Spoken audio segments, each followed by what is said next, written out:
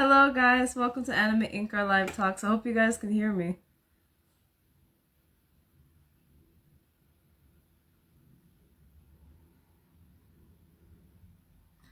Let's get our guest on. Yeah, hopefully you guys can hear me. I should be able to. Hello guys, welcome everybody tuning in for AnimeInkArtLive Talks. Hopefully you can hear me. Just want to make sure the mic is good and everything. But today is AnimeInkArtLive Talks, where we talk with different creators in the community about their journey in content creation and how we can support each other better in the community. So today we have the special guest, BottlesCapeArt, owned by Chloe, Trent, and Deken Taylor. So they're a Black-owned arts and crafts business that is a sustainable art business, and they repurpose bottles into different art, and they also have other products as well that they do sustainable art with. So definitely let's get them on and let's have a great time. Thank you, love.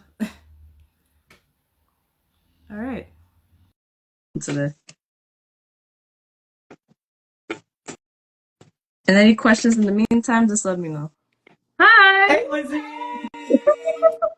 How are you? Can you hear me okay? Oh, yeah, you sound live and clear. Okay, great. How are you guys doing today? We're good. It's a long day, and we're just happy to, join this interview. Yeah. Awesome. And again, thank you guys for reaching out and being interested in being a part of it. I really appreciate it. Of course. Thank you. You're welcome. And for the people that may not know who you are, introduce yourselves. Go first if you want to. Oh, okay. So, my name is Deken Taylor. I am the COO of BottleScapeArt. So basically, I handle all of our daily operations, anything from social media posting to handling our finances and planning our events. And the artist is Chloe Trent. I am the CEO of BottleCapeArt. So I make all the wonderful art that you may see when we go to conventions or online. And yeah, so basically I get all the art together, and this is marketing team, and together we are BottleCapeArt. Yes. Yeah. That's awesome. And I think it's amazing that you have that background in communications and journalism, and then you have your background in the arts and the graphic arts and the advanced programs that you had. And I wanted to ask, having those backgrounds, what made you decide to create BottlesCapeArt? So how BottleCapeArt came to be, it was in the year of 2022, around July. I just graduated with my master's from UNT. We both went to UNT. Yep, UNT. And I remember that I was looking for a job. And when you graduate from college, you're like, oh, it should work out just the way you wanted to. Right. Well, that didn't happen. So I was starting to get down on myself. And again, being such a close friend of mine, basically best friend, he came to me and he was like, hey, you know what, we're going to get together, we're going to start a business, because I know together if we start a business it's going to work out. So he was giving me all these ideas, like we should do lotions, we should do jewelry, we should do clothes, and I was like, no, I got you, bottles. Yeah, we were like bottles, and he looked at me and he was like, okay. I was questioning it, because when I did when she told me, and I was like, bottles, is she literally is she meaning throwing paint or something on a bottle? I didn't think it was gonna look good. I was dead serious, bottles. So the idea originally comes from, or maybe whoever doesn't know, but UNT, University of North Texas, is a Go Green campus. So they're very big on recycle, reuse, and sustainability. So I would always see people throw away their bottles after class, but not into the recycle bin, literally on the ground or just throw it somewhere. And I was like, that's not trash. That can be something else. And so for the longest, I was trying to come up with ideas. And I started collecting bottles before the business, and I was like, I'm going to turn these bottles into art some way, somehow. And so, yeah, after that, he saw the vision. It took a minute, but he was like, oh, I see the art. So we were doing scenes on bottles. We were doing anime. And then we saw that anime was such a big market, and being that we both are anime fans, we decided, you know what, we're going to keep going with this. And then we started tumblers, and the rest is history after that. Bottle cap magnets, bottle cap tea light candles, car posters, bottle cap keychains, shot glasses. Yeah. We really just wanted to aside from the sustainability, we wanted to also lean in more into the repurpose aspect as well. So, and you could do so much. There's so much you could do with a bottle. Yeah, you really can. There's so much you can do. You can turn into a flower pot. You can turn into a vase. You can use it to like hold your items. So every year we try to come up with new ideas for bottles and how we can utilize different parts of the bottle. One year I would like to try to make bottle flowers. So really turning the bottles into like plastic flowers. Yes. That's something that would take a lot of time, but it's very possible. That sounds like an amazing idea. Yeah.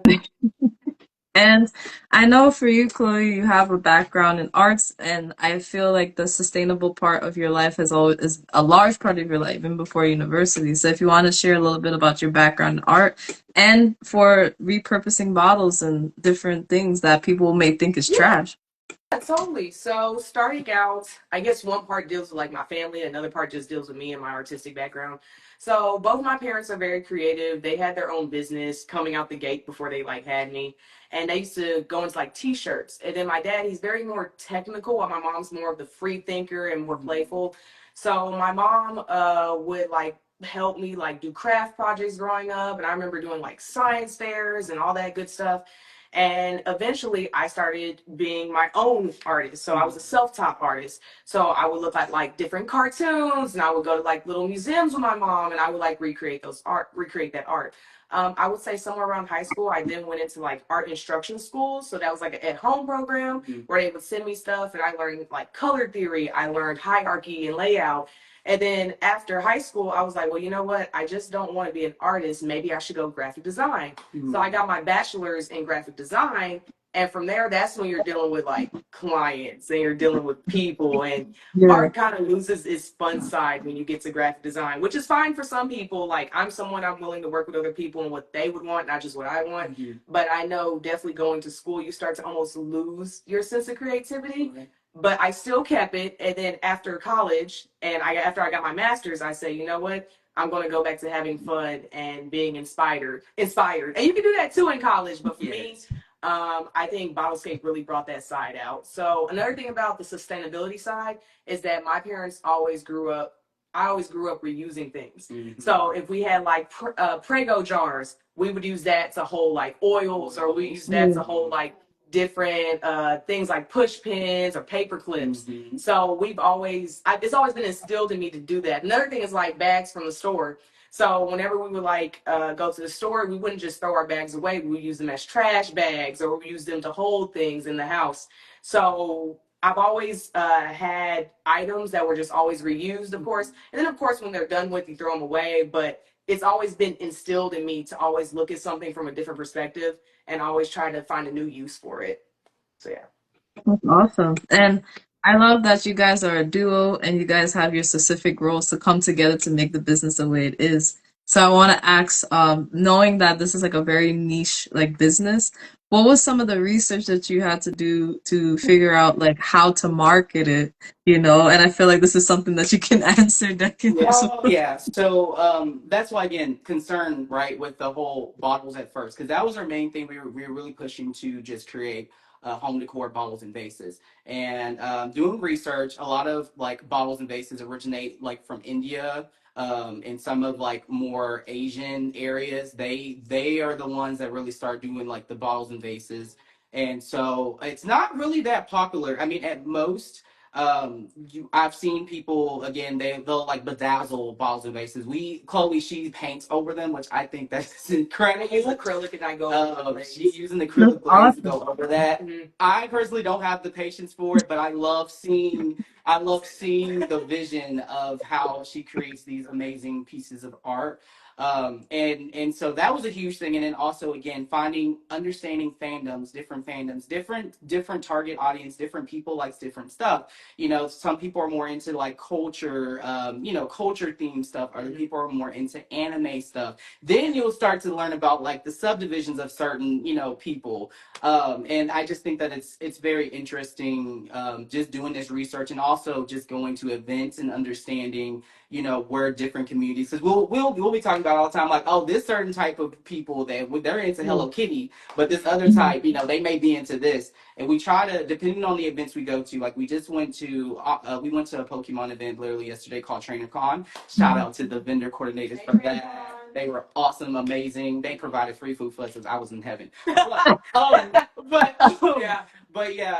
like, obviously that was, we were like, okay, let's make some more Pokemon design stuff for the Pokemon fan audience. But also, Pokemon people are into Sonic, and they're into Kingdom of Hearts, and they're into like certain once you understand certain animes and certain cartoons and stuff, you can kind of pinpoint where certain people are, like, lie. Yeah. So I think that's the main thing, and it's just like I said, it's just been for me, it's been eye-opening, because one of my main things for my career, I always want to create vision statements, and having a best friend that is an artist, I feel like that's like the perfect combination of, okay, I can really like make her dreams come true and see how her, like, whenever you start a business, I think like the main thing is that I like to tell people is, like, whenever you start a business, like, definitely have faith in yourself, and it's good to have a support system, and it's just so awesome. I think from a lot of business owners can agree is that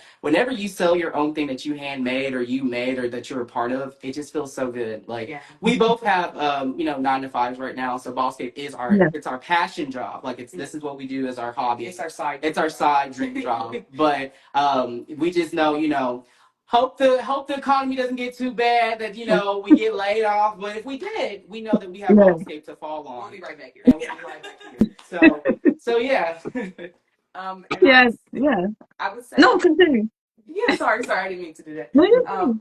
But tying onto the business thing, I think something that's really hard for people when they're starting a business is possibly criticism. Yeah. So being I have a background in graphic design and I got my master's in business management, you're used to dealing with people and being told that this doesn't work, or they're like, I don't see the ROI on this. I don't see how this can actually be helpful. What does this do for me? Is it convenient? And convenience is one of the main things that really work well for a business. But what I'm trying to say is that basically be open to criticism. If you have a dream, if you have a lotion brand and you give it to some people and they're like, your lotion's just too oily, it doesn't fit my skin type, it doesn't work, take it and digest it and build off of that. Don't always take it and then you're like, well, you don't have to like my product because somebody will.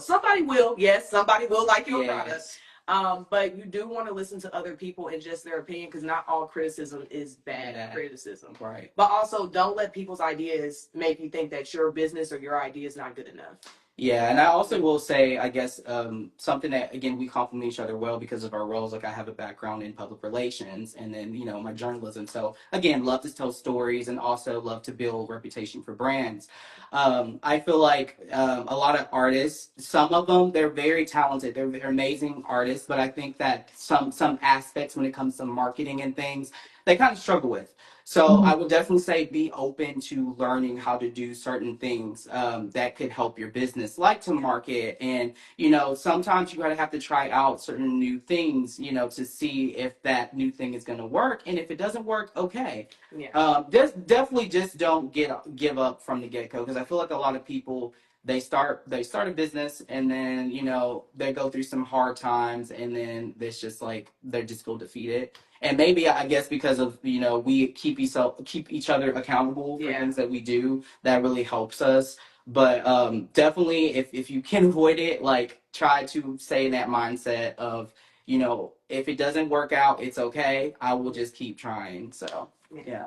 That is true.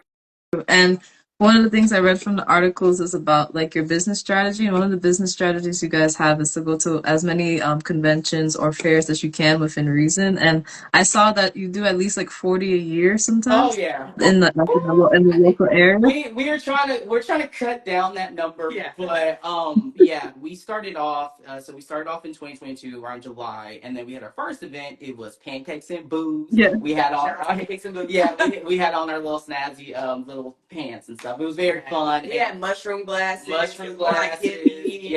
Get with the vibe of the event. Yeah. Know your audience. Like, if you know your product's going to do well there, be there with the vibe, you know? Yes, dropping another hint, that's a good thing. Like, if you go to any event, definitely get with the vibe. You know, you don't have to go all out, because we do cosplay sometimes, but we're here to, as a business, you're obviously there at these events to make money, but also you have to have a good presence, and you have to, you have to have this welcoming ambience about you, so you want people to come to your booth, whether that's having music or just having something that can, make people relate to you in some way. So yeah, dressing up as characters that people love. So if we go to a Pokemon event, usually we'll dress as Jesse and James. We've done Dexter and Dee Dee. We've done Tinkerbell and Peter Pan. We did Demon Slayer. That was the first cosplay we ever did. Oh, we not gonna talk about WeebCon Demon Slayer. That was like our first big event. Our first big event was WeebCon 2023. Running on 2 hours of sleep. We did not get enough sleep. Cannot stress that. Y'all, please get some sleep. I feel bad because I think I got mad at the cat because there was a cat. Yes. Yeah, his cat.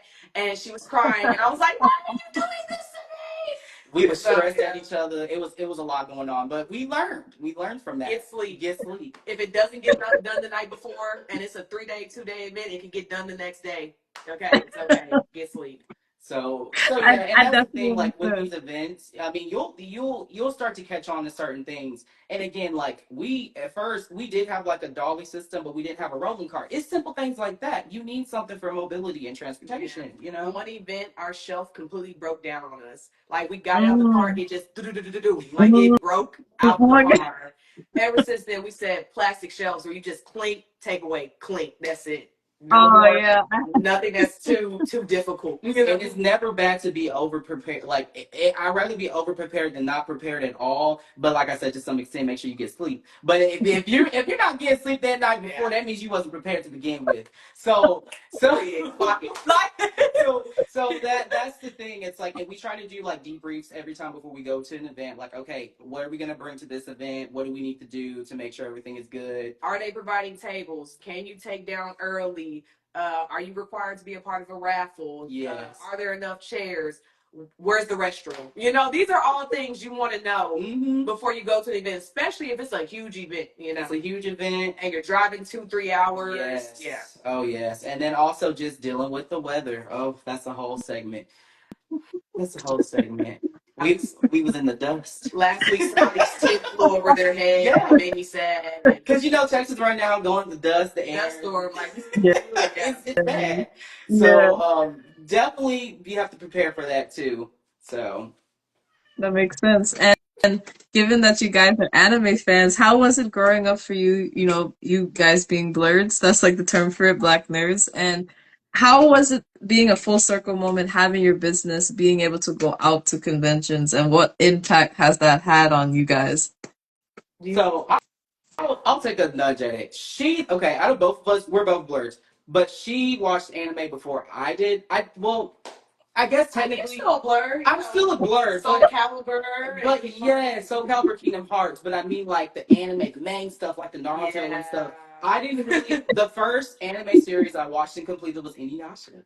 Nice. Yeah, that was the first. Yeah, that was the first one I watched. I watched it in college, and then from there, I then went to Naruto and I explored. So I knew, like, once I started watching that, I always had this creative mindset. But I did watch Pokemon growing up. I will say that, like Pokemon, other cartoon stuff. Yes, but like that, like to see, just to see anime and like how creative it is, I just love it so much. And like to make art out of it. It's good. So for my job, to piggyback off of that, so at my job right now, I'm at like an agency, and one of our teams, we have a nerd culture team, and it's me and one other girl. We're both black girls, the only ones on this team. We had other people of different backgrounds, but then they left, so we're the only two taking it on. And we go to different anime events to actually like explore and figure out what are the sub communities and the fandoms there. And what we've noticed about diversity events, like me, I've been to DreamCon since back when they were in Waco. Anybody know Waco? You know Waco. Then they went to Arlington, and now they went to Austin, and they're going to Houston. Yes. But the thing is, just being a part of that culture, like before I got my job and was a part of that team, I've always felt like places like a DreamCon or a BlurCon just kind of understood me a little bit more. And it was really comfortable to be amongst people who, y'all can nerd out on the same things, and you're not seen as weird or, how can I say this? I think in the anime community, in the gaming community, I don't think people of color get recognized enough sometimes. Yes, you know, for sure. and when you go to these events that cater more to your group, Mhm. you just feel more connected to everyone, and you feel like people can understand you more. You can truly just be yourself. Mhm. Wow, when you're still amongst people of other backgrounds, which isn't a bad thing, because everybody got to get out and explore and Yeah. get used to people, right? Yeah. But I feel as if you can't be your 100% self sometimes amongst other people. And yeah, that makes sense because I grew up in East Texas. I grew up in a small town, Yeah. very, very rural, and so I mean, it was one of those things where like, yeah, when I did come to UNT, I was like, oh, okay, like even though I knew I would like anime, but I never really got into it because I really didn't. I mean, it wasn't really talked enough about like where I came from. So UNT, I was like anime, yeah, people talking about anime. I said okay, and so that's why I started really getting into anime. And then that's why I started meeting people who were also that looked like me or had similar interests that I did that were also into anime. So now it doesn't feel like, it's weird to make like, anime jokes. So And I think also on top of that, if you're like a female of color, I think that's a whole nother aspect to anime. Because I remember my first friend, my closest friend, her name's Cameron. The thing about her is that she was the first one that actually made me feel comfortable being a black female who liked anime. And this was back in like 8th grade, where we would talk about Piccolo being a black dad, everything, the whole shebang. And we could really have fun. But when I would like go to my male friends, they'd be like, "What you know about Dragon Ball Z?" yeah.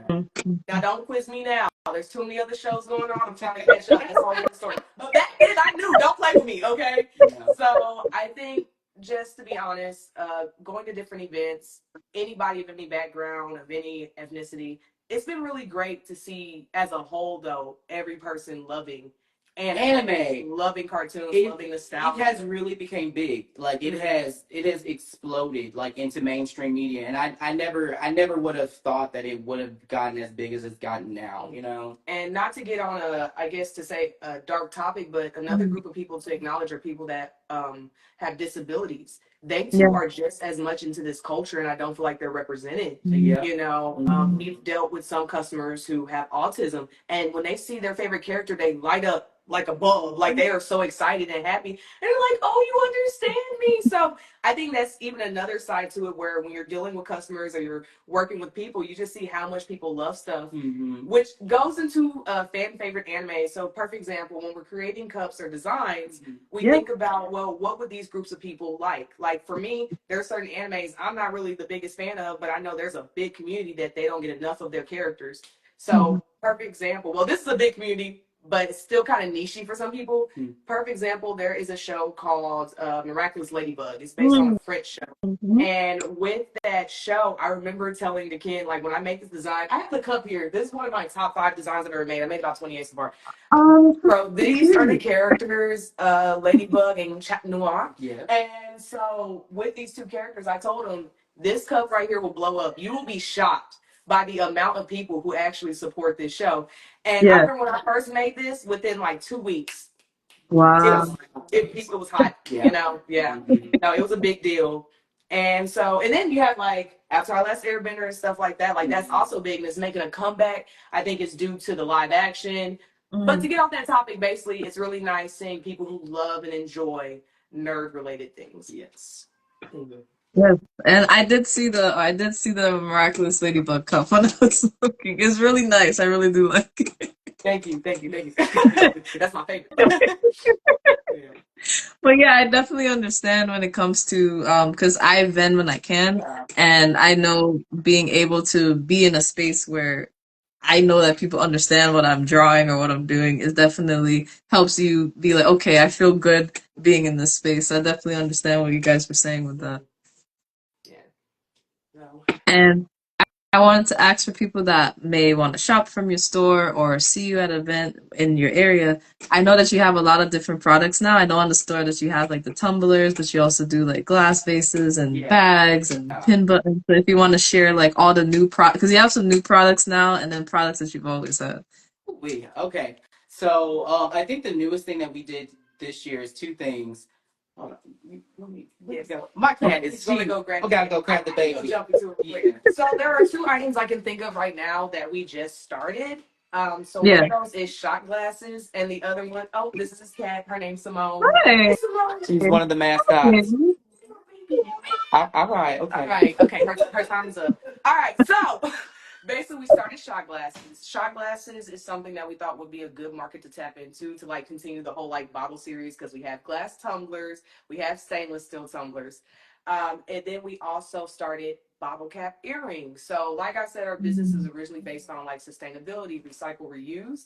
So with that, we started collecting bottle caps and then we just turned them into earrings. So sometimes we'll melt them down, sometimes we'll wove them in fabric. And the idea about earrings and like applying fabric to like, I would say like metal or wood, or in our case, bottle caps, so plastic. It also is inspired more from Indian culture and also inspired from African culture. Yeah. Because if you ever go to a store that is focused on like African culture and diversity, you'll notice that they have a lot of like barrettes or they'll have earrings that are covered in just a fabric or like a certain design, and then it can just be worn and the patterns are so colorful and they stand out. And in our case, we're pushing still anime and cartoons, so we'll be on the hunt for like fabrics, or like not fabrics, cartoons or anime, to continue with the whole idea of our love for anime. So yeah. That's awesome, man. I wanted to ask about the process when making some of these things. Like, does the particular product, like, is there a certain type of process, like a different process for each one, or how long does it take to make certain things? I'm kind of curious because knowing that it's like repurposed, like, well, I guess the first question is how do you find like those items that, you know, you're able to repurpose first, and then what do you do afterwards to make the creations that you make? So basically, to find items that we repurpose, those are mainly our bottles and vases. So that is something that we would have mostly. We also accept donations. So painting with a twist, for example, you know, after their sessions, and like we've reached out to them and they were like, oh yeah, we have these, you know, wine bottles you can use. And just saving bottle caps. Well, our friends and family members, they'll save bottle caps for us to make stuff with. So that's really that process. And I will say, those typically take the longest to make because she is doing the acrylic. It's more, I guess it's more for her. It's a more detailed process. So for me, the things that usually require actual, not like the tumblers, you know, but things that are like the bottles we use to like paint over, or the caps, those are usually a longer process because one, you have to clean the items. Of course, you don't want to give just a bottle that's been used. You have to inspect it, make sure there's no glue or any of the plastic still on the wine bottle or the plastic bottle. And then, depending on the bottle, you may want to fill it with like a grain or item to help weigh it down so it doesn't just blow in the wind. So it's like and then you have to prime it. So once the bottle's done, you have to like put paint on it and prime it. So that is something then you want it to sit for about 6 to 12 hours. Then you paint over it with acrylic paint. Let that sit, and then you're going to go over with the glaze or like the clear coat. So I would say something like that is more niche. So it's one of our products that we make at the start of the year. So we usually start off the year with a good 20 to 30 bottles or vases, and then we sell out, and then we base it on quarter if we need to make more. Because with bottles and vases, although it's something really cool, it's something that a lot of people still are like, I'm not sure if I'm into this. Or, oh, that's so beautiful. I want it. My mom's gonna love it. We notice that a lot of older people, or a lot of, I would say, eccentric. They love bottles and vases. But of course, some people are like, well, I'm clumsy. I don't want a bottle or vase. That's where you got your tumblers. You know? That's why we went that route. Because even though bottles and vases was something that, of course, you could play with, you could have more inspirational stuff. I've done Ponyo, I've done Pokemon, I've done Zelda, I've done Among Us. I've done a lot of stuff on there. I've done representation pieces for Black culture. And it's just one of those things where those items just take longer because they're more detailed. And I'm trying to actually put my heart and my soul into it, you know? Versus things that are like this is more digital art, which I still make all the art myself, but digital art is just way quicker, way easier. You can just print once you're done.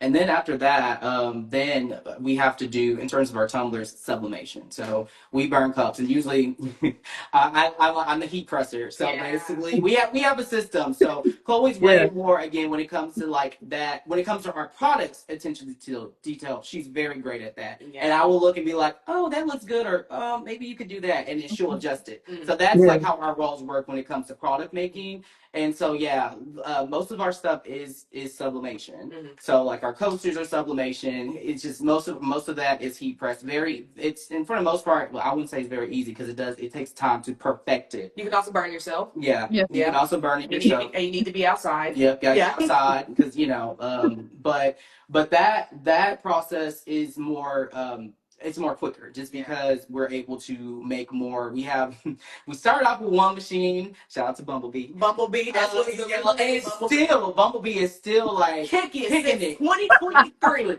2023, she's still kicking. Yeah, then we got some Gemini twins. They like blue machines. There's two blue ones. We call them Gemini. One of them is not heating up as well, but she still gets the job done. And the other one, he's kicking. He's doing what he needs to do. Yes. We give a lot of our items like persona and identity. Yeah. Yes. And we at the end of last year we got the sublimation of Marilyn Monroe. Yeah, we call it sublimation of Marilyn Monroe. Because the men's like an orange and white plaid, and I was like, oh yeah, that's even Marilyn Monroe. Jokingly, just so everybody knows, the tablet I use, her name's Missy Elliott. So Period. that's a whole And you work it. yes. So you tend to give all your items like personalities. But I would like to also note that even though I'm artist, so I make all the designs and he's marketing. Yeah. Marketing is a whole job within itself. I cannot do what he does. I want people to realize that it's actually really difficult. You just don't post a video. You don't just type stuff up. Yeah, you know, and it's a lot. Like it's literally it's a full-time job. Yeah. Social media itself is a full-time job. A lot of the stuff that I do, it's like this is stuff people can full-time do. Like even from tracking the finances to looking for events and just coordinating stuff, planning this, like all that is like that's all in the role that I do. I just show up. And, but Chloe being her artist self, she sends me whenever she can. She's like, oh, look at this audio trend. She'll send it to me. And so what I do, like touching on that, I'll send him audio trends, but then also what I'll have him do, especially when it comes to art, I have him do some of the manual labor. So once I have the cups wrapped in the design and like tape, he will like start the machines up and burn the cups. Yes. You know, because you want to really balance each other out. You Yeah. don't want somebody having more work than the other. You want to make it as 50-50 as possible. Yeah. And there will be times where you will be 80, he will be 20, I'll be 20, he'll be 80. Yeah. So, you know, but most of the time try to find where the other can work, you know, and help each other. Yes. Yeah. I definitely understand that because sometimes I make my own videos too sometimes, and I know the process and the angles and everything. The little things that be irritating me, like that one part in the audio that I wanted to be heard, but it's clipped off, or like I maybe spell something wrong. It'll take me so, and you know it's so funny because it'll be the videos, or sometimes it'll be the videos that I put the less energy in, get more engagement than the one I put my heart and soul in. I just it's just annoyance, you know, but it's something I do truly enjoy. And again, just doing the with BottleScape, it's more of the art trend stuff, and it's just so cool seeing all this amazing art and what people can do and how creative people are. And for us to show how creative we are, that's just something that that is an aspiration that I love. I love showing vision statements for people who have amazing art like Chloe. So thank you. Awesome. And I know like the sustainable art community is a thing that's existed for a while, even though it's still more niche. And through this company, have you been able to meet other people that are part of that community, or are you still searching to eventually seek out or find more people in that community? So I think I find it interesting because I do like to know people where I feel like they do more sustainability or they recycle their items. So I would say it is harder to find that, at least on my end. They can see differently walking around. No, it is. When I would go to events, people that usually recycle or repurpose are typically people when they're at markets. So like your small town markets, they're like more in, maybe even like cities, but they're usually in markets and you usually have to find it. So I've seen people use bottle caps for barrettes. I've seen people use bottle caps for earrings. I've seen people use bottle caps for jewelry. I've also seen people turn vases into lamps. You know, so definitely we have seen, it done, but we have not seen a specific business that makes it their entire identity. At most, I would say the most popular niche in sustainability is clothing. Yeah. That's what I would say. I've seen different people turn like shirts into purses or just different like other things other than the clothes themselves that I have seen, especially again, Denton in general, like UNT, yes, is a go-friendly campus, but I think Denton in general, there's a lot of vintage, thrift, resale places that offers a lot of different, and crochet is big too. There are a couple of places in Denton that are known for like keeping scraps, reselling, or put your price on it. Yes. I think there's even repurposed flower shops over here where they'll take like flowers that are about to die and sell them. So Denton does have actually a lot of, maybe that's another reason why we were able to go this route, because we went to a university or we were in a community that believed in like recycling and repurposing. I remember I had projects back in my undergrad where we would have to like take items from nature, or we would have to take scraps we find in the buildings and turn them into art. So I definitely see how that could be a part of it. That makes sense. And also, I don't want to mispronounce the company name, but Bucha D Creates, she's gonna be on the show soon. And they're also sustainable artists. So they just followed you, so definitely follow them. Another person in the Hey, give me community a as follow well. back. Thank you. Good for that. And and I wanted to ask, what is the goal that you guys have for the company going forward, long term and short term? And are there any other items that you guys are trying to experiment with, being like, okay, I want to do this, I just don't know the direction yet, but I might do it later on.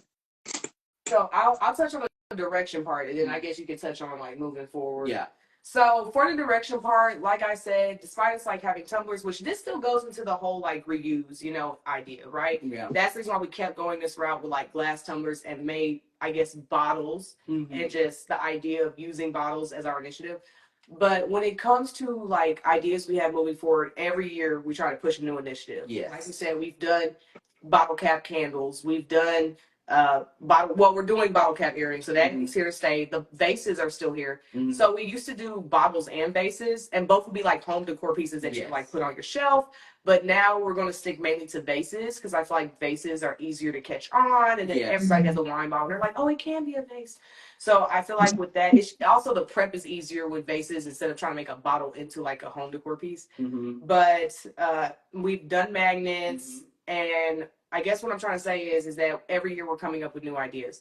So first off, we do want to like use actually plastic bottles and like turning them like into flowers or like floral pieces. That's something that will take a lot of time. So there will be practice, and there will be trials, and there will be error. And then another thing we've considered is like maybe using bottle caps, turning them more into like hair pieces, maybe necklaces, maybe bracelets. Even paintings. Paintings. Taking bottles, maybe using them in a way where you can use them for like palettes. So there are people that use bottle caps and turning them like literally into palettes.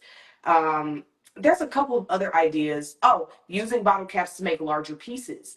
So, for example, I have had the idea of like doing Goku and Vegeta, collecting nothing but like the black and the tans and the yellows and all those colors, and like the orange and the blue, and then making like 2 large pieces of just bottle caps. That would probably be an entire month endeavor, But and something like that would be just as long as like my bottles and vases. But at least with that, I don't have to really deal with paint. I can just use bottle caps themselves. But also, it's the amount of bottle caps. So depending on the size, the amount, that can also affect if I'm able to make the piece or not. So it would be an ongoing piece of art. So those are some things we've considered with bottles and vases. Yeah, and in terms of the goal for BottleScape, so definitely, like I said, as we explained, this is like our passion side job. Amazingly that we started in our early 20s, now we in the mid 20s. Yes.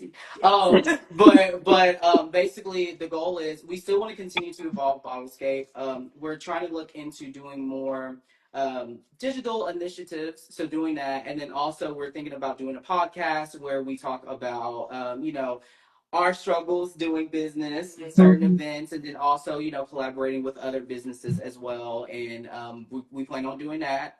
And so it's really, I think BottleScape is something that can alleviate both of us, because we both have aspirations as well.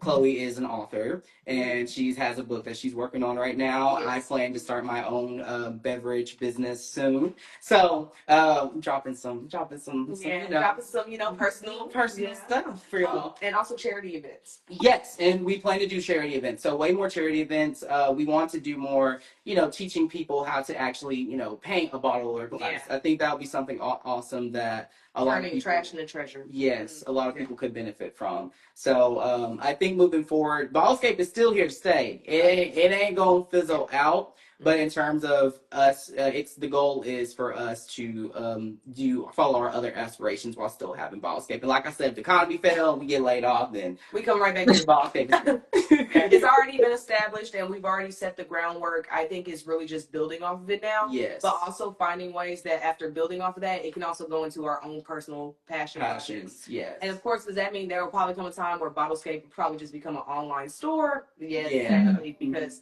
there are things that he and we both are passionate about that, you'll have to start putting more time there. But I would give that another 5 to 6 years. Yes. So yeah. And it was something I read, but you brought it up. So I was wondering, is the name of the series Yuso to Sekai? Was that the one that I Shout out to a old friend of mine. We were working on it. It was our baby. We loved working on it together. But eventually that book did have to stop, just to personal things. Another thing about business, put your friendship first, and also just know that put your friendship over to business, and if both start to collide, you have to choose one or the other. That's something I've learned, just adulthood stuff and getting older. But my current book I'm working on is called False Gods. It's playing with the idea of mythology and how these gods, or the idea of the gods, is now turned into virus. So some people will be born with the Aphrodite virus. Some people are born with the Zeus virus. And those viruses give them abilities, but also weaknesses. And so you're following the main character. Her name's Imani. And you're basically discovering how she has a hatred for her virus. But also with that, she's having to use her virus to save herself and save her friends around her as well. But she likes to keep her virus a secret, which I can't tell you what her virus is. But just so she hates it because it ties into how her father treated her mother. And so she doesn't want nothing to do with her father, but wanted to be more like her mother. So yeah.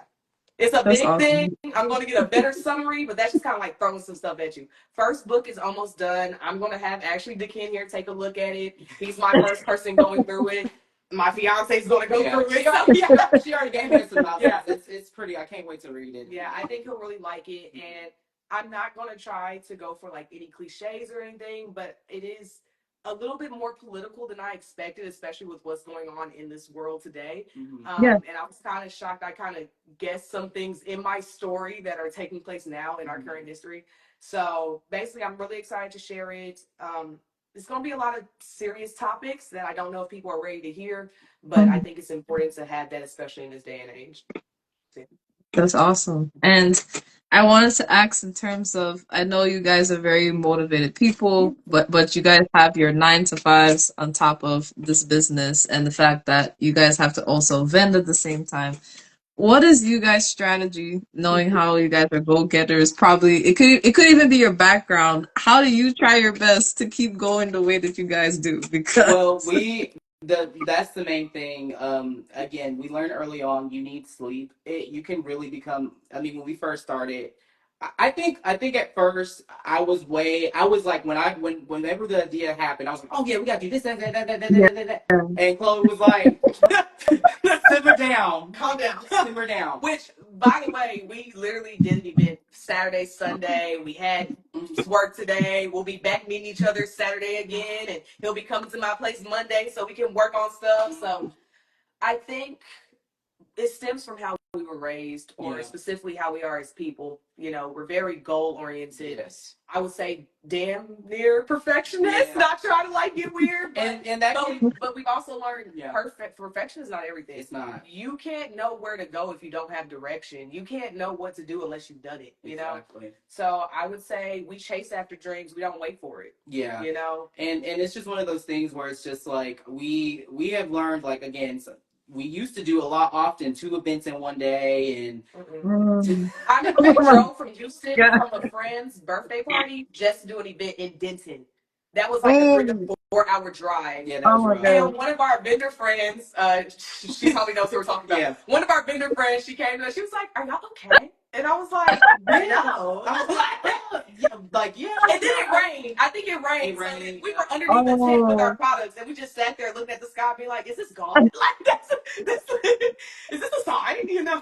It's one of those things where it's like we have learned that of course we're going to give it our all, but we also know, like, again, it's just certain events, because you'll get certain events that'll come in and be like, oh, this opportunity is great. It's on, like, for example, if we do events, we either going to do one multiple day event during the weekend, because we typically do our events during the weekends. Okay. If we're going to do an event, we typically will do one multiple day event or just one event. Yeah, it's not like we try our best to give ourselves some grace on, because we know we both work full-time jobs. Yeah. You know, like they're still blowing on my phone now. I have to go respond. Yeah, like it's tense, and especially during like certain months. Like actually, April, that is the busiest month for BottleScape. Yeah. We have multiple day events. We're going to the UNC Art Mart. That's on a Tuesday, and we're going to Falls Con. going to UConn. UConn and Irving. We're waiting for DreamCon. We're hoping. We're loving DreamCon. We love DreamCon. Yeah. We're going to probably do Indigo Plateau, and we're going to do other events coming up. We do a lot of big events, so you can always catch us at an anime convention or a game convention. And it's also good, us being friends. Like sometimes we try our best, even though yes, our business is very important. We also try to spend time, just being friends. Because again, having a business and in friendship, sometimes again there could be conflicts. But you have to make sure that you. We're business partners, but we're also friends. So we make sure to balance out the two as much as we can. And I think that has strengthened, having our business has strengthened our friendship, I would think. Yeah. Mm-hmm. Sometimes not every day is great. You got to let your friend breathe. You got to let your business partner breathe, and you just have to let them have their moment, recuperate, then come back to them. If they're not in the mood and you're getting snarky, realize you're getting snarky, apologize. And acknowledge. You don't have to always tell your friend what's going on in your life, but you got to let them know, hey, this is why this happened. This is why I feel this way. Please just pray for me, wish for the best, all of that, so Communicate. Communication is key in everything you do. With your family, with whoever you're with your friends, communication is everything, let them know what's up. That's it, No, that's a blessing. Like when you're able to have a friend like that you can be a business partner, because you understand what communication, that's what I think is the issue sometimes. It's like they don't know what communication, how to balance the communication, because sometimes this is a friend communication right now, and then sometimes this is a business they don't know what the difference. And again, there'll be times where our roles are different, but like most of the time, if I know something, like great example, we're gonna talk about like a vendor event after this. Like I've seen a vendor event, we'll talk and we'll sit down and discuss. I'm not gonna secure the event until I know Chloe's on board. Because you don't know, I could have something going on, vice versa with him. If I see an event, he could have something going on. But also you need to figure out, is this event actually good for the product you're selling? Don't just do any event. You go to events that's actually going to cater to what you are selling. Or for example, with our product, we know our stuff does good with families. We do good with anime. We do good with younger adults. So those are the things that we look for when it comes to events. We're not just going to go to any market unless we know it's a market that is an opportunity for us as well. Do your research on these markets, because I'll tell you, you have to do your research in every aspect as you can. And I know sometimes like it might be, this event looks really good and like there are like only 2 or 3 spots left. Secure your stuff today. But really, if you have the time, do investigations. Are they active on their social media? Do you see people posting about it? Do you see like any type of news or buzz about it? Yeah. Because a lot of time, well, not a lot of times, but sadly there are people who are scamming poor businesses. We had an instance, not going to name whoever it was, but we were scammed out of some money. We were scammed out of some money, and this particular vendor coordinator is continuing to do this to other vendors, and it's really unfortunate. But then, like, I am looking at like their social media, like when I did like a more deep dive, I'm like, well, this flyer kind of, I don't know, it's like there was no love put in. I'm like, So it's one of those things in communication. Like if I reach out and ask a vendor coordinator a question, if you take 2 weeks to get back to me and you're not like, because I understand it depends. Like a dream con, that might be different. When you're something where your business is like way higher, it's understandable because you have so many people to deal with. So you're not going to be able to just respond to every artist or business. It's nice that you do that for me. At least tell me if I get accepted or declined, but you don't have to tell me everything. Right. But if you're, I would say on the smaller end, when you're still building those relationships, like relationships is important at every level of business. Yes. But when it's on the smaller end and you want loyalty and you want returning business owners, your communication is really important. Yeah. Mm-hmm. So that's just a huge thing. Just do your research because people scamming out here. Yeah. And actually that was the question I was gonna ask. So you did answer my question, because I was gonna ask like how you vet like the type of conventions and things that you go to, and that kind of like answered the question in a sense because So there's a thing that we go by. First of all, we have a certain price for certain events. If it's a multiple day event, we look into, depending on like how much it is, we like, okay, is this worth the price? Also, we look at location. Where are we particularly gonna be? Do they have any vendor maps? Another good thing is if you're lucky, there's certain groups and communities like on Discords or Instagrams or something. Ask around. It's okay. Like if you establish those relationships, like Chloe mentioned, like ask people around, like, hey, did you do this event? Like, how was it? Like, did you, and you really have to. That's one thing is understanding, is the price worth the event? Like if there's an event that's like $300 and it's like for 3 hours. No. I mean, in our case, that does not mean it isn't a good event. Yes, may not be good for us. In our case, no. Just to us, we just think that's kind of ridiculous, depending on what it is. If this was a full time, it'd be completely different. Completely The way we would talk would be completely different. When it's you already have your own 9 to 5 job. You don't get no days out the week. You're already spending like dang near 60 to 80 hours a week doing all this stuff. Yeah. You need to be very cautious about what you do because you just really can't waste time, or else you're going to be sleep deprived. You're going to be stressed. You're going to be angry, and you're just going to blow up. You're going to give up on the business, give up on life. So. For us, another thing is knowing your audience. Is the audience here going to like our products? Would they like anime? So if you do enough research, like for us, like of course we do Tumblr. Is there going to be other Tumblr people here? What kind of Tumblrs are they making? Like, are we different? There's just a lot of things and you'll learn. Sometimes, again, we have to adjust prices at certain events. It's just you have to understand what's around you and how you as a business can navigate to be like, okay, we have to be competitive. Gauge how much, is that the word gauge? Yeah.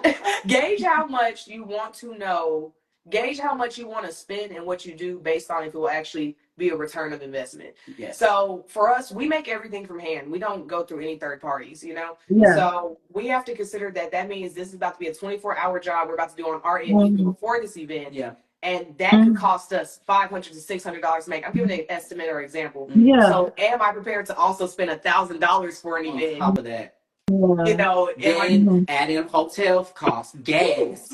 Like there's just mileage. It's just so much to consider, and it's just that's the thing. I think at first, when you're first starting to do it, you'll take it's good to take risk. I'm not saying that it's anything bad, but you really have to put in more. The more you do, the more you understand how your business operates and how your products sell at certain like events, then you'll know like, okay, am I really gonna drive 6 hours to this place that's a day and hoping that I'm gonna reach my revenue goal? So and you could probably do well there, but will it be risky getting there and back? Because Because they deal with traffic. They deal with traffic, cut through Houston. God bless Houston, love y'all. All Houston folk. But some of y'all are crazy. I felt all of that. I felt all of it. I received all of it. And I'm not gonna lie, like it's not roses and daisies. It's rough out here. It's rough out here, and I would say it's fun. It's very fun. Oh, it is so much fun. This will probably be some of the best years we can look back on. Be like, damn, we didn't get no sleep. But guess what? it was fun. Gonna be holding the rocking chairs like, oh, and y'all remember those times. I know people don't want to always talk business, but these are Yeah. skills that will help you in the future beyond business, or if you want to start another business. These are Mhm. skills you'll need, like when you're dealing with government stuff. These are things you'll need in the work, in the office, in your career. This things you'll need in relationships, in your life. So these are skills you can put on a resume. These are skills you can actually take with you anywhere you go. And it may all seem like it's a waste at first until it starts picking up. And for us, it's picking up. But I know at the beginning, there were probably times when we had doubts. Mhm. In those early days when you were only making what you were putting in and nothing above that. So yeah. It's just, and again, I think we're very blessed to our personalities and just having our the accountability. That's a huge thing because I know a lot of people that are doing mostly solo. I mean, they might have support, but they're not like really very heavily involved with the business things. I can only imagine that can sometimes be very daunting when there's like, man, there's nobody really keeping me accountable. But it's like for me, it's like I already know. I'm like, okay, I gotta post 2 to 3 times a week. I got to. Otherwise, I never post. Gonna look at me kind of crazy. Oh yeah. So and he'll get on me too. If there's a design, I can say, yeah, I'm gonna make 20 designs by August. Only made 10. And it's up to him to be like, by the way, where's this design? By the way, when are you going to do this? And it can be. It's when I say annoying, I don't mean annoying in a bad way. It can just be annoying in the sense of you really have to have discipline. And you have to really hold once they hold you accountable, then you have to hold yourself accountable. Yeah. Yeah. No, that definitely that makes sense. And one of the questions I ask on this show is about like supporting the community, like whether it's like the Black business community, the Black nerd community, like it's all a whole at the end of the day. And I ask about what we do well to support each other. What can we do better to support each other? And this question just differs based on which part of the community you've been in. Yes. Yeah. Like, well, for one thing, let's not tear each other down. I feel like Chloe was saying earlier, I feel like depending on what part of the community you are, like certain, if it's like a gender thing or just like a race thing, I think a lot of people, we tear people down, and that is definitely nothing that we don't want to see. I understand that it can be very competitive, but there's no reason to be nasty with anybody, I would definitely say that because I feel like everyone's trying to crawl to the top and claw at each other. And of course, we're all trying to reach a certain point, right? But still have a sense of empathy for your neighbors. Have a sense of empathy for the other people you work with, especially as Black businesses. Sometimes it can be difficult, especially when you're like going to markets that you may not know nothing about. But there may be that person, who is like your skin color or your background that can help you and give you some advice. Don't be closed off in a sense where you're not willing to help anyone unless you have a real good reason, So yeah. And then like in terms of uplifting, again, just sharing that advice. If somebody asks you, and usually if people come to us and like, oh, it could be a little somebody like, oh my God, I forgot like some bags. Do you have like a couple of bags that I can borrow? Of course, if we have an ample amount, yes, we will gladly give you some bags. It's just like Chloe said, having empathy and just understanding that yes, we are all in this. We all have amazing aspirations that we want to follow and that we want to achieve. And it's just best to, if you can, and just have an open heart. Like have an open heart and definitely just like be considerate of whoever you're around, like whatever your surroundings is. And that's what I'm saying. Like when vendor coordinators, when they do like go the extra mile to like provide me free like treats and stuff, water, just water, because it'd be hot sometimes, and then it's gonna be hotter. Yeah, and so like for you to provide me free water like that, you're already winning. And in some events we might have like there might be student volunteers. We do craft shows. Like if you have that, like that is just so like that's amazing. Like that's so helpful. And I applaud vendor coordinators who do that. Yeah. And just talk to business owners unless the business owner don't want to be bothered, that's different. Yeah. But talk to your business owners, you don't know what they're going through, how they're feeling, just talking to people, even if it's not in the goal of networking, can really be uplifting and helpful. Oh yeah.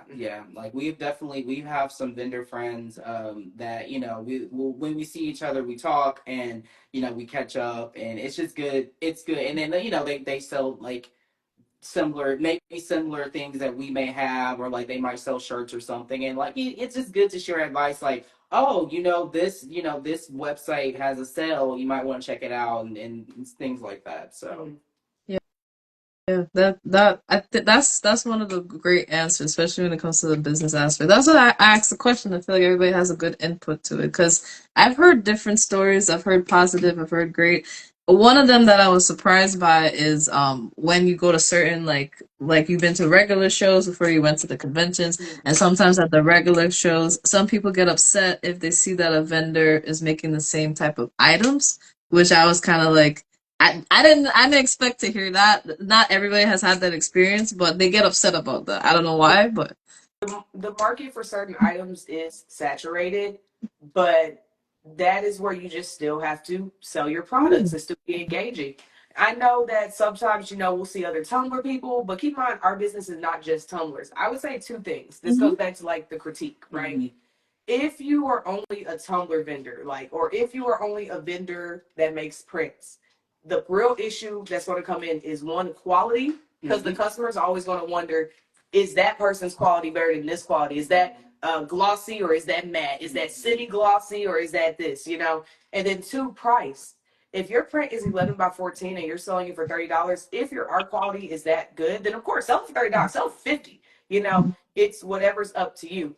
But also, you just have to keep in mind that certain markets are going to be competitive than others, and that's just something you have to deal with. yeah. In our case, we are still having sustainability as our backbone. So we'll still have our bases, we'll still have our earrings, we'll still have, certain items that we won't see. And that is where you will have to be a little competitive if you want to step out a little bit. Make some deals. Make some deals. Have a spin the wheel. Yes, and by the way, yeah, in terms of future thing, I am going to pursue I'm pursuing a second master's in digital retailing and merchandising. So I've just been really obsessed with learning.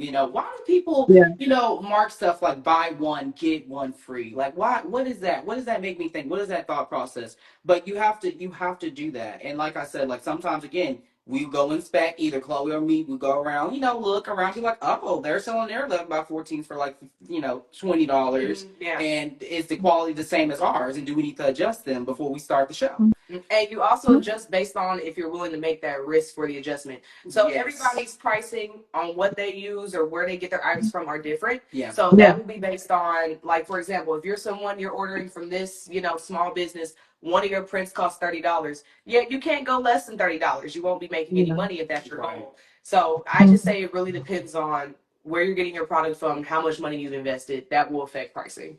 Yeah. And that's where also the knowledge of marketing comes in, because if you have knowledge, even if it might be competitive, if you understand your product, you do well. I feel like a lot of people, they probably feel that way because they're like, oh wow, they got cups like just like me. But instead of thinking like, oh, they got cups, oh, I'm upset, you even need to think of how, okay, they might got cups, but I got this, or I can probably do a wheel, or I can do something that can bring more customers to me, And I would say in our case, what has made our cups, I would say, stand out to some customers is the fact that we do stick with a certain theme. Yes. We don't just introduce anything. This is not anything against Tumblr people, because all Tumblr people are different. Yeah. I'm saying this in the sense of, if you've noticed, we have like a line of characters and we keep growing these characters. And we also touch on the characters that you don't usually see at markets, So I think one example, like, I'm just gonna say this now, I thought about it on the way drive here. I may want to do Samurai Jack, I'm just being honest,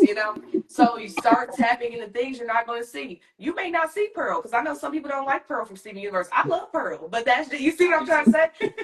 Tap into those characters you rarely will see. But then also just know that's a specific group of people, so it just depends on your market. So find that thing that you can explore that will make you unique. People love uniqueness. If you're not unique, then it's just, you're going to find something that's a cash grab.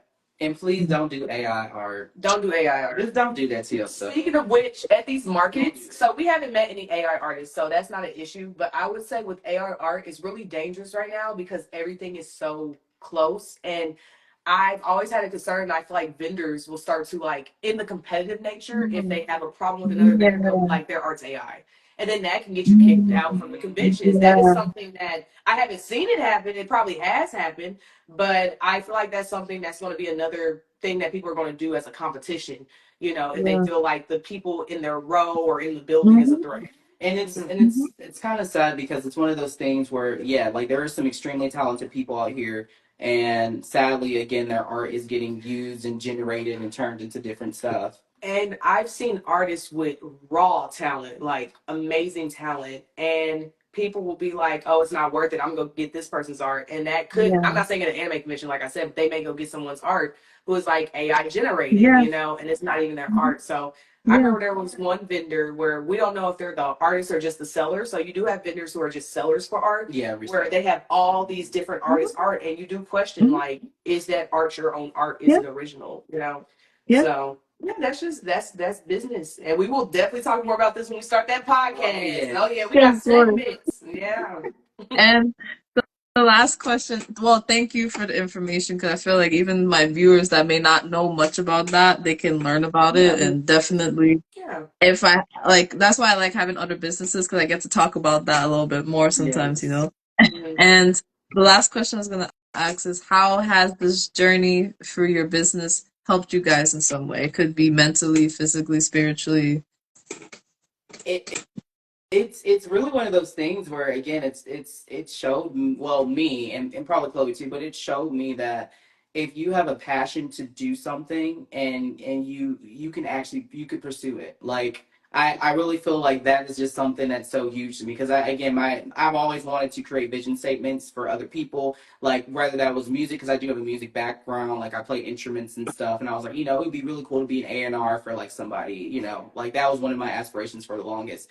But I think it's one of those things where it's yours. It's something that you have, that you're a part of, and it's something that you can leave an impact on a community. Like seeing people, like people have told us stories of like your art has made me cry, or your art like was so nice, and people they'll tell us stories about how this art resonates with them, and it's just one of those things. It's like remember when we had the Waxahachie craft fair and the lady told us about how her daughter, like your art reminded my art reminded of her daughter who passed away.